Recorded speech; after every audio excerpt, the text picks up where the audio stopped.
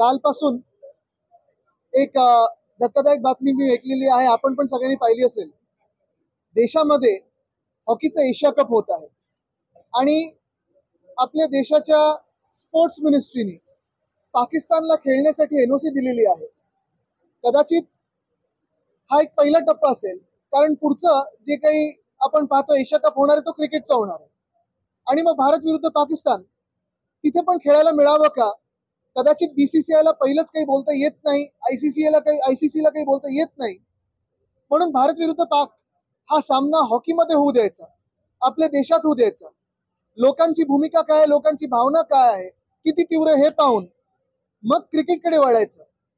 हे जर धोरण भाजपचं असेल, केंद्र सरकारचं असेल, तर मला वाटतं त्यांनी स्पष्टीकरण द्यावं की मग गेल्या 2-4 महिन्यामध्ये जे काही आपण चित्र पाहतोय आणि खास करून मे नंतर जेव्हा आपण पाहिलं असेल, एप्रिलमध्ये पहलगामचा हमला झाला, अजूनही ते अतिरेकी कुठे आहेत हे कोणालाही माहिती नाही, पकडले गेले नाहीयेत. मध्यंतरी अजून एक धक्कादायक गोष्ट ही आली की एनआयएने सांगितलं की जे स्केचेस होते ते पण चुकीचे होते. म्हणजे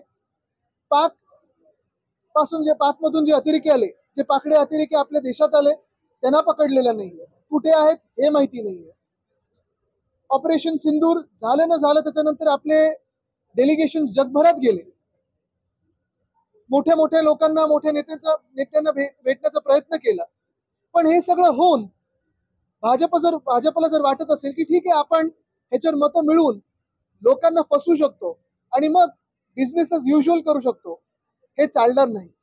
भाजपने आणि केंद्र सरकारने देशाला उत्तर देणं गरजेचं आहे की खरोखर आपल्या देशामध्ये होणारा एशिया कप आणि मग युएई मध्ये होणारा एशिया कप, पहिलं हॉकीसाठी आणि मग क्रिकेटसाठी, इथे तुम्ही पाकड्यांबरोबर खेळणार आहात की नाही, हे स्पष्ट उत्तर आम्हाला केंद्र सरकारकडून हवंय.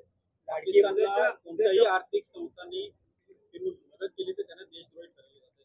बीसीसीआय ही देखील खूप मोठी संस्था आहे, आर्थिक ताकद आहे त्याच्याकडे. इनडायरेक्टली तुम्ही हॉकीमध्ये खेळा किंवा क्रिकेटमध्ये खेळा, जर तुम्ही पाकिस्तान बरोबर खेळलात तर ही संस्था खरोखर देशद्रोही ठरवली तुम्ही जाणार आहेत का? आणि खरोखर माझं लक्ष आहे केंद्र सरकारवर, कारण आपण पाहतोय गेले 2 महिन्यांमध्ये आता काल परवाकडे युएन सिक्युरिटी काउन्सिलचे अध्यक्षपद पाकिस्तानला मिळालेलं आहे.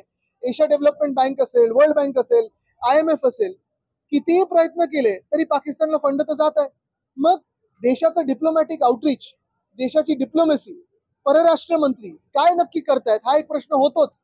पण जे तुमच्या हातात आहे, क्रिकेट तर पूर्णपणे हातात आहे. बीसीसीआयने जर ठरवलं की आम्ही याच्यात भाग घेणार नाही किंवा पाकड्यांसोबत खेळणार नाही, तर पूर्ण आयसीसीला वळायला लागेल. आयसीसी ते अध्यक्ष कोण आहे? तो आयसीसीचे अध्यक्ष कोण आहे? अच्छा, जयशाच आहे. ठीक आहे.